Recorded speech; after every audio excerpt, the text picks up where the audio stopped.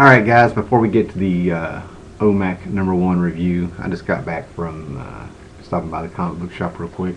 More quarter comics and a few new ones. Okay, we can see that. JLA Hitman on the Dark Side #2. This is 1 of 2. And I want to flip through it, read it, see if it's worth tracking down #1. Sorry about the glare. Supernatural Origins #6. I thought this was Rising Sun or The End of the Beginning or one of the last miniseries that came out of the TV show Supernatural. These are really good if you're into the TV show. So I think I caught me a double here, but that's okay. It's a quarter, and it's got the '67 Chevy Impala on it. All right, Darwin Cook Spirit. Grabbed a few of these since they were a quarter a piece. #3. What is that? 6. #8. #9. I really like that cover. That is one ugly little monster there. #11. Kind of curious to see where they're going with this. #12, which I think was Darwin Cook writing his last issue. Alright, got #14 because it's Mike Ploog doing the art in this one. Sergio Aragonis and Mark Evanier apparently wrote it, and Mike Ploog did the art. I'm so pumped. Alright, Secret 623. Secret 624. I do believe I need the last 12 issues, and I'll be all caught up before they booted it. Another quarter comic here. 71, Weird Western Tales. It was a quarter. I figure why not? See what happens there since it's the Blackest Night crossover. And yes, yet another variant cover I found. Price tag is down here at the bottom, $20. This is Batman #3 of 3 of the Blackest Night miniseries, Blackest Night Batman, and I absolutely love this cover. Now that's a variant cover. You got Robin, Tim, which I assume is Damien, and Red Robin, who I assume is Tim Drake there, and the banner below them done in carnival style. There is Burn Baby Burn. Looks like we got Captain Boomerang, someone juggling a few things, and a Blackest Night Uncle Sam of some sort. So I didn't read the miniseries, but $20 variant is what they were selling it for a quarter, and considering that it's Batman, I think this may be worth a little bit. Okay, got my Kirby Genesis #3. That's right. They got it right. The comic book shop got it right. They got it on time. I can't believe they remembered. And I think I bought it at a discount when he was ringing it up. I'm not sure why he keeps doing that. Maybe it's... I don't think they really care.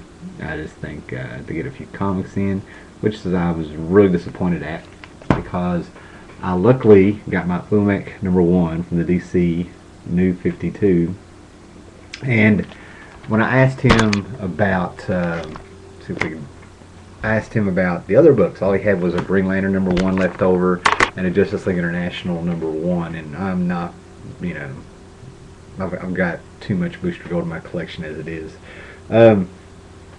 But I asked him, I just assumed everything sold out, and so I could accept that. I couldn't get there, I worked and everything, and wasn't real sure about what books I wanted held back. So, I figured out I really I want to check out Animal Man, Action Comics #1, and maybe Batgirl #1.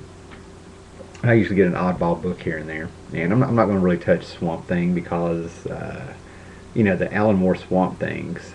I think he wrote his last one back in like '86, maybe 1986, and we've had 25 years for some other great Swamp Thing stories to come up, and nothing's ever grabbed me. I don't expect anything to do it now, and but get more to the point, it's not so much they sold out. Yeah, they sold out. The guy at the comic book shop looked at me and he said, yeah, the Justice League #1 sold out in an hour. I wasn't real shocked and surprised. And he said the other one sold out pretty quick. And then he said we were overstocked on them.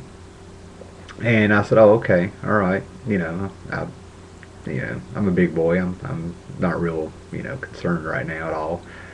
until he said that overstocked for them is 2 books apiece. He only put out 2 books of each of these number ones apparently. Yeah, so comics seem to be doing pretty poorly there, or the management is going pretty poorly. I mean, I'm about, it's the only comic book shop. I think it takes maybe 20 minutes to drive there, and my other option, they're both over, well over an hour drive, if I can think of 3 places offhand. So getting to Omac in the review, I just read this. I haven't had time to really process this. All I can say is this harkens back to Omac number 1. We get introduced to Cadmus. I spotted our mystery robed woman, and this is the best Marvel book I've read in quite a few years. Yes, the action sequences are Kirby inspired. Giffen really gets in there with Kirby. We had the Build-A-Friend robots for you Omac fans. Anybody that's read the first issue. And Build-A-Friends were, you build a friend, a robotic friend that came packaged in a box, and they're creepy looking. Well, this one, the girl said, "I'm not just a pretty face," and it's an awesome shot of her, directly her head's folded back, and she's got this double barrel laser coming out. Brother Eyes talking to Omac.